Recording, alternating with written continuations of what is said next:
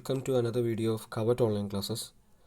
ഇന്ന് നമ്മൾ ഡിസ്കസ് ചെയ്യുന്നത് കഴിഞ്ഞ ഞങ്ങൾ ഒന്ന് രണ്ട് വീഡിയോസ് ഹൈക്കോർട്ട് അസിസ്റ്റൻറ്റിനെ ബേസ് ചെയ്തുകൊണ്ട് കേരള ഹൈക്കോർട്ട് അസിസ്റ്റൻ്റ് എക്സാമിനെ ബേസ് ചെയ്തുകൊണ്ട് ഒന്ന് രണ്ട് വീഡിയോസ് ഇട്ടിരുന്നു. ഒന്ന് ഞങ്ങളുടെ സുഹൃത്തിൻ്റെ തന്നെ വീഡിയോ, പിന്നെ ഞങ്ങൾ കട്ട് ഓഫിൻ്റെ ഡിസ്കഷനിലെ വീഡിയോ, അതുപോലെ സിലബസ് ഡിസ്കഷൻ്റെ വീഡിയോ, ഒന്ന് രണ്ട് പേപ്പേഴ്സിൻ്റെ പ്രീവിയസ് ഇയർ പേപ്പേഴ്സിൻ്റെ ഡിസ്കഷൻ്റെ വീഡിയോ, ഇതെല്ലാം ഇട്ടിരുന്നു. അപ്പോൾ അതിൻ്റെ താഴെ വന്ന ചില കൊമൻസുകളുണ്ട്. അപ്പോൾ ആ കൊമൻസുകളൊക്കെ ആൻസർ ചെയ്യുന്ന ഒരു വീഡിയോ ആണിത്. ഞങ്ങൾക്ക് റെലവൻ്റായി എന്ന് തോന്നിയ നല്ല കൊമൻസുകളും ക്വസ്റ്റ്യൻസും ക്യൂറീസും അതുപോലെ നിങ്ങളോട് കൂടുതൽ റിപ്പീറ്റഡ് ആയിട്ട് ചോദിച്ച ക്വസ്റ്റ്യൻസുമാണ് ഇന്നത്തെ വീഡിയോയിൽ നമ്മൾ ഡിസ്കസ് ചെയ്യുന്നത്. സോ ഇതൊരു Q&A സെഷനാണ്. ഓക്കെ, എല്ലാവരും പല ആളുകളും ചോദിച്ചൊരു ഭയങ്കരമായിട്ട് ഡൗട്ട് വരുന്നൊരു ചോദ്യമായിരുന്നു, when will be the exam, എന്നായിരിക്കും എക്സാം എന്ന് ചോദിക്കുന്നത്. അപ്പോൾ കഴിഞ്ഞ തവണ 2019 ബേസിൽ പറയാം. 2019 എക്സാമിൻ്റെ 2018 സെപ്റ്റംബറോട് കൂടിയിട്ടാണ്, അതായത് 2018 സെപ്റ്റംബറോട് കൂടിയിട്ടാണ് നമ്മൾ ഇത് കഴിഞ്ഞത്, നോട്ടിഫിക്കേഷൻ കഴിഞ്ഞത്. അത് കഴിഞ്ഞിട്ട് പിന്നെ എക്സാം നടന്നത് 2019 ഫെബ്രുവരിയിലാണ്. ഓക്കെ, 2019 ഫെബ്രുവരിയിലാണ് എക്സാം നടന്നത്. സോ ഒരു സെപ്റ്റംബർ നോട്ടിഫിക്കേഷൻ എന്ന് പറഞ്ഞാൽ അപ്ലിക്കേഷൻ കഴിഞ്ഞ ഡേറ്റാണ് 2018 സെപ്റ്റംബർ. അപ്പോൾ അത് കഴിഞ്ഞെന്ന് പറയുമ്പോൾ പിന്നെ വരുന്നത് ഒക്ടോബർ, നവംബർ, ഡിസംബർ, ജനുവരി, എന്നിട്ടൊരു 4 മന്ത്സിൻ്റെ ഒരു ഗ്യാപ്പ് ഉണ്ടായിരുന്നു. സോ അത് പ്രകാരം ഒരു പ്രോബബിൾ ഡേറ്റ് മാത്രമേ നമുക്ക് പറയാൻ കഴിയൂ. ഒഫീഷ്യലായിട്ടുള്ള കൺഫർമേഷൻ ഇതുവരെ വന്നിട്ടില്ല ഡേറ്റിൻ്റെ കാര്യത്തിൽ. ഓഗസ്റ്റ് 27 വരെ ഓഫ്ലൈൻ ഫീ പേയ്മെൻറ്റിൻ്റെ ലാസ്റ്റ് ഡേറ്റ് ആണ്. അതുപോലെ ആപ്ലിക്കേഷൻ സ്റ്റെപ്പ് 2 പ്രോസസ്സ് കംപ്ലീറ്റ് ചെയ്യേണ്ട ലാസ്റ്റ് ഡേറ്റ് ജൂലൈ 28 ആണ്. സോ അതിനെക്കുറിച്ച് ഡേറ്റ് അവർ ഒഫീഷ്യലി പ്രഖ്യാപിച്ചിട്ടില്ല. പക്ഷേ നമുക്കൊരു 3-4 മാസത്തെ ഗ്യാപ്പ് പ്രതീക്ഷിക്കാം. അത് ഒരു പ്രോബബിൾ ഡേറ്റ് ആണ്. ഇനി അവർ അടുത്ത മാസം തന്നെ നടത്തുകയാണ്. അതായത് ഓഗസ്റ്റിൻ്റെ ഫീ പേയ്മെൻ്റ് എല്ലാം കഴിഞ്ഞിട്ട് ഇപ്പോൾ അവർക്ക് സെപ്റ്റംബർ വരെ നടത്താം. സോ നമുക്ക് കഴിഞ്ഞ തവണത്തെ ഒരു അനലൈസ് ചെയ്തിട്ട് പറയാൻ കഴിയുന്നത് ഒരു നവംബർ ഓർ ഡിസംബറിൽ എക്സാം പ്രതീക്ഷിക്കാമെന്ന് വിചാരിക്കുന്നു. സോ ഇതൊരു എല്ലാവരും കുറേ ആളുകൾ ചോദിച്ചൊരു ക്വസ്റ്റ്യൻ ആയിരുന്നു. നെക്സ്റ്റ് വരുന്ന ഒരു ക്വസ്റ്റ്യനാണ്, what will be the syllabus of the preliminary exam. Prelims എക്സാമിൻ്റെ സിലബസ് എന്താണ്? അപ്പോൾ 3 പ്രോസസ്സാണ് എക്സാമിന് വരുന്നത്. അത് ഇൻ്റർവ്യൂവും കൂട്ടിയിട്ട് 3 സ്റ്റെപ്പുകളുണ്ട്. സ്റ്റെപ്പ് 1 ഒബ്ജക്റ്റീവ് ടെസ്റ്റാണ്, സ്റ്റെപ്പ് 2 ഡിസ്ക്രിപ്റ്റീവ് ടെസ്റ്റാണ്, സ്റ്റെപ്പ് 3 ആണ് ഇൻ്റർവ്യൂ. ഈ സ്റ്റെപ്പ് 1ഉം സ്റ്റെപ്പ് 2ഉം ഒരേ ദിവസമാണ് നടക്കുന്നത്. ഓക്കെ, അപ്പോൾ അത് പ്രിലിംസ് എക്സാമായിട്ട് പലരും കാണുന്നുണ്ട്. ഓക്കെ, അങ്ങനെ കാണാം. പക്ഷേ അവർ ഒരു പ്രിലിംസ് എക്സാം എന്നൊന്നും പറഞ്ഞിട്ടില്ല. ഒരു ഒബ്ജക്റ്റീവ് ടെസ്റ്റ് ഉണ്ട്, ഡിസ്ക്രിപ്റ്റീവ് ടെസ്റ്റ് ഉണ്ടെന്നേ പറഞ്ഞിട്ടുള്ളൂ. സോ ഇതിൻ്റെ സിലബസിൻ്റെ ഒരു ഡീറ്റെയിൽഡ് വീഡിയോ ഞങ്ങൾ ചെയ്തിട്ടുണ്ട്. സോ ഫസ്റ്റ് എക്സാം നടക്കുന്ന ആദ്യത്തെ ദിവസം ഒബ്ജക്റ്റീവ് ക്വസ്റ്റ്യൻസും ഒബ്ജക്റ്റീവ് എക്സാമും ഡിസ്ക്രിപ്റ്റീവ് എക്സാമും ഒരേ സമയത്ത് തന്നെ നടക്കും, ഒരേ ദിവസം തന്നെ ആയിരിക്കും നടക്കുക. ഒബ്ജക്റ്റീവ് കഴിഞ്ഞിട്ട് ഡിസ്ക്രിപ്റ്റീവ് നടക്കും. സോ ഇതിൻ്റെ ഡീറ്റെയിൽഡ് സിലബസ് വീഡിയോ ഞങ്ങൾ ചെയ്തിട്ടുണ്ട്. അത് എന്ത് ചെയ്യാം, താഴെ ഡിസ്ക്രിപ്ഷനിൽ കൊടുക്കാം, നിങ്ങൾക്കത് കാണാം. ഓക്കെ, അപ്പോൾ നിങ്ങൾക്ക് സിലബസുകൾ കൃത്യമായിട്ട് അറിയും. പിന്നെ ഹൗ ടു അപ്ലൈ, എങ്ങനെയാണ് അപ്ലൈ ചെയ്യേണ്ടതെന്നുള്ള എല്ലാവർക്കും ഒരു കൺഫ്യൂഷൻ ഉണ്ട്. കാരണം ഇതൊരു PSCയുടെ റിക്രൂട്ട്മെൻ്റ് ഒന്നുമല്ല, അവർ നേരിട്ട് റിക്രൂട്ട്മെൻറ്റ് ചെയ്യുന്നതാണ്. HCK റിക്രൂട്ട്മെൻറ്റ്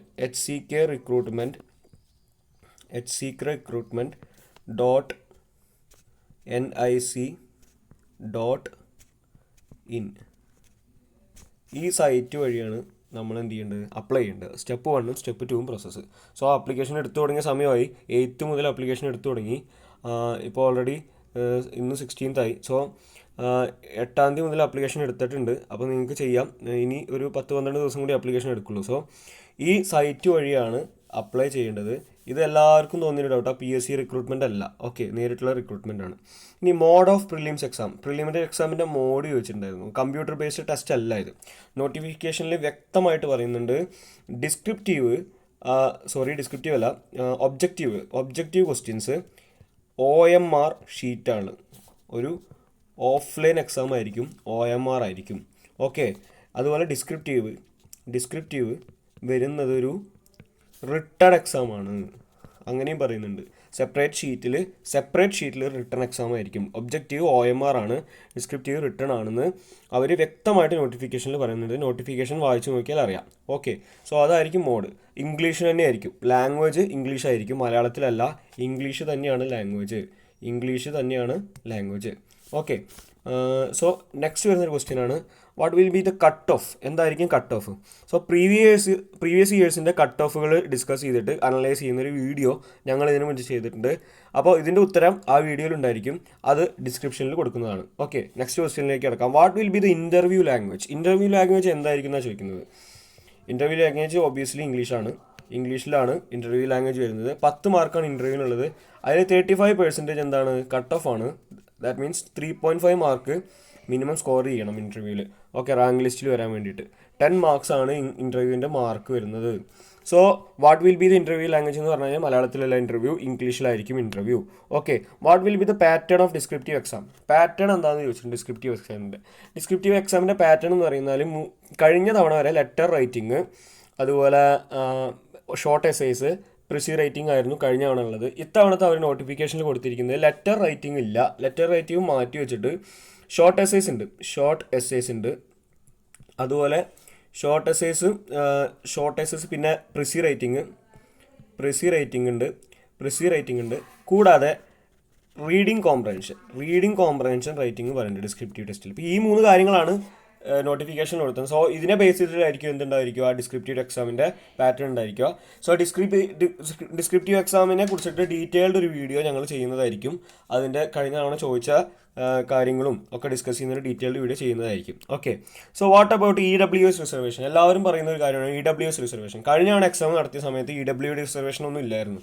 സോ ഇത്തവണത്തെ അവർ വ്യക്തമായിട്ട് കാര്യങ്ങളൊന്നും പറഞ്ഞിട്ടില്ല. കേന്ദ്ര സർക്കാരിൻ്റെ എക്സാമുകൾക്കൊക്കെ ആണെങ്കിൽ 10% EW റിസർവേഷൻ ഉണ്ടാവാറുണ്ട്. അതുപോലെ ബാങ്ക് എക്സാമുകൾ, IBPSൻ്റെ എക്സാമുകളിലൊക്കെ 10% റിസർവേഷൻ വരാറുണ്ട്. പക്ഷേ ഇതിൻ്റെ കാര്യത്തിൽ നോട്ടിഫിക്കേഷനിൽ അതിനെക്കുറിച്ചിട്ടൊന്നും പറയുന്നില്ല. ഒഫീഷ്യലായിട്ടുള്ള കൺഫർമേഷൻ ഇതുവരെ വന്നിട്ടില്ല. അപ്പോൾ അതിൻ്റെ ഡീറ്റെയിൽസിനെ കുറിച്ചിട്ട് നമുക്കൊന്നും പറയാൻ കഴിയില്ല. ഇതിൻ്റെ ഡാറ്റ അൺഅവൈലബിൾ ആണ്. ഓക്കെ, EWS റിസർവേഷനെ കുറിച്ചിട്ട് അവർ തന്നെ പറയണം. അവരൊന്നും പറഞ്ഞിട്ടില്ല, എന്താണ് അവർ ചെയ്യാൻ ഉദ്ദേശിക്കുന്നതെന്നും ഒന്നും പറഞ്ഞിട്ടില്ല. സോ ഇതിൻ്റെ ഡാറ്റ അൺഅവൈലബിൾ ആണ്. ഡാറ്റ ലഭിക്കുന്ന പക്ഷം നമ്മൾ അതിനെക്കുറിച്ചൊരു വീഡിയോ ചെയ്യുന്നതാണ്. ഇതൊരു ഇമ്പോർട്ടൻറ്റ് കാര്യമായിട്ട് പലർക്കും തോന്നുന്നുണ്ട്. EWS റിസർവേഷൻ ഉണ്ടോ എന്ന് പല കമൻറ്റുകളും നമ്മൾ കണ്ടിരുന്നു. ഇഷ്ടംപോലെ കമൻറ്റ്സ് EWS റിസർവേഷനെ കുറിച്ചിട്ട് നമ്മുടെ വീഡിയോയുടെ താഴെ വന്നിരുന്നു.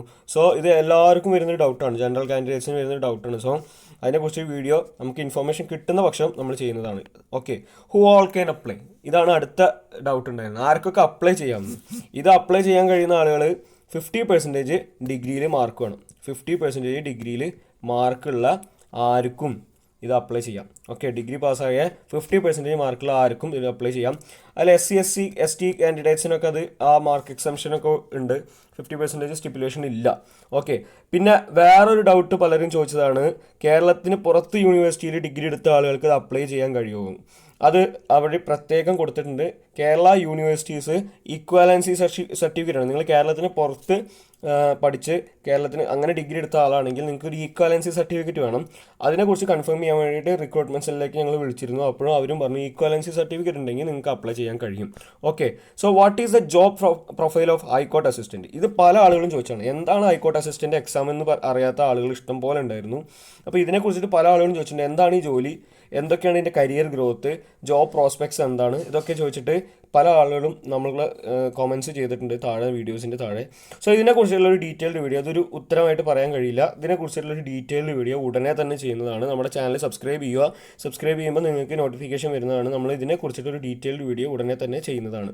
ഓക്കെ, സോ ഇത്രയും ഇമ്പോർട്ടൻ്റ് ആയിട്ടുള്ള ക്വസ്റ്റ്യൻസ് ആണ് നമ്മൾ കോമൻറ്റ് സെക്ഷനിലുള്ളിൽ വന്നത്, നമ്മളെടുത്ത് പിക്ക് ചെയ്തിട്ട് എടുത്തിട്ട് പറഞ്ഞത്. ഇനിയും നിങ്ങൾക്ക് എന്തെങ്കിലും ആവശ്യമുള്ള ക്വസ്റ്റ്യൻസ് ഉണ്ടെങ്കിൽ താഴെ കോമൻറ്റ് സെക്ഷനിൽ പോസ്റ്റ് ചെയ്യുക. നമ്മളതിന് വേണ്ടിയിട്ട് വീണ്ടും ഒരു വീഡിയോ ചെയ്യുന്നതായിരിക്കും.